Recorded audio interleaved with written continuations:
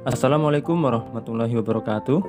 Bapak dan Ibu guru hebat, saya Dandi Yuseno, guru SD Negeri Samaran, Kecamatan Pamotan, Kabupaten Rembang.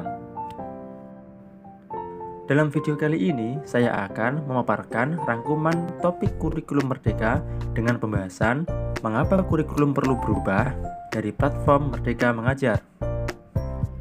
Pembahasan dalam topik kurikulum Merdeka diantaranya yang pertama, pemahaman kurikulum dan pembelajaran. Yang kedua, murid sebagai pusat pengembangan kurikulum. Yang ketiga, pembelajaran berdasarkan prinsip pembelajaran paradigma baru. Dan yang keempat, struktur pembelajaran mendorong murid merdeka belajar.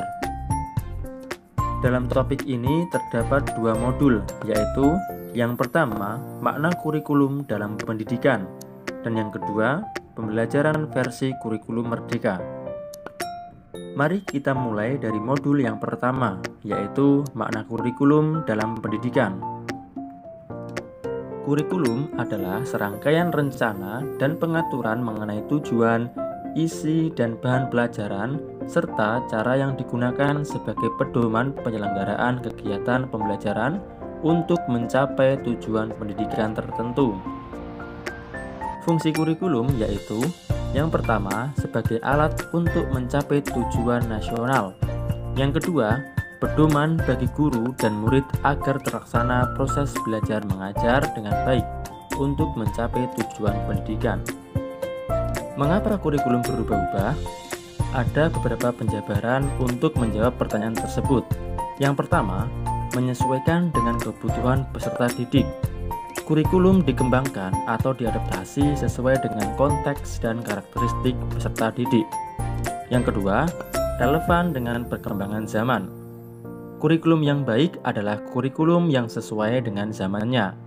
Dan yang ketiga, untuk menyiapkan generasi emas di masa mendatang.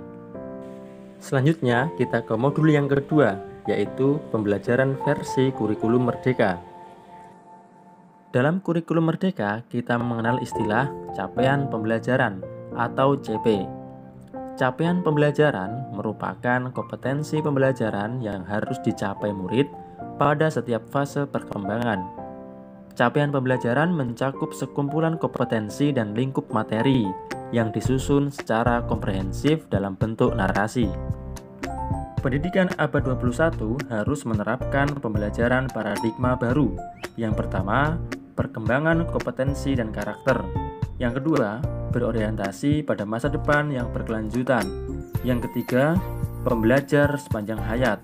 Yang keempat, pembelajaran yang relevan. Dan yang kelima, pembelajaran yang bermakna dan menyenangkan. Menurut Ki Hajar Dewantara, pendidikan adalah menuntun segala kekuatan kodrat yang ada pada anak-anak agar mereka dapat mencapai keselamatan dan kebahagiaan yang setinggi-tingginya, baik sebagai manusia maupun sebagai anggota masyarakat. Dari pembahasan kali ini dapat kita simpulkan bahwasanya kurikulum yang baik adalah kurikulum yang sesuai dengan zamannya. Kurikulum bersifat dinamis dan terus dikembangkan atau diadaptasi sesuai konteks dan karakteristik murid demi membangun kompetensi sesuai dengan kebutuhan mereka saat ini dan di masa depan. Terima kasih Bapak dan Ibu guru hebat yang telah menyimak pemaparan topik kurikulum Merdeka dari platform Merdeka Mengajar. Semoga bermanfaat. Wassalamualaikum warahmatullahi wabarakatuh.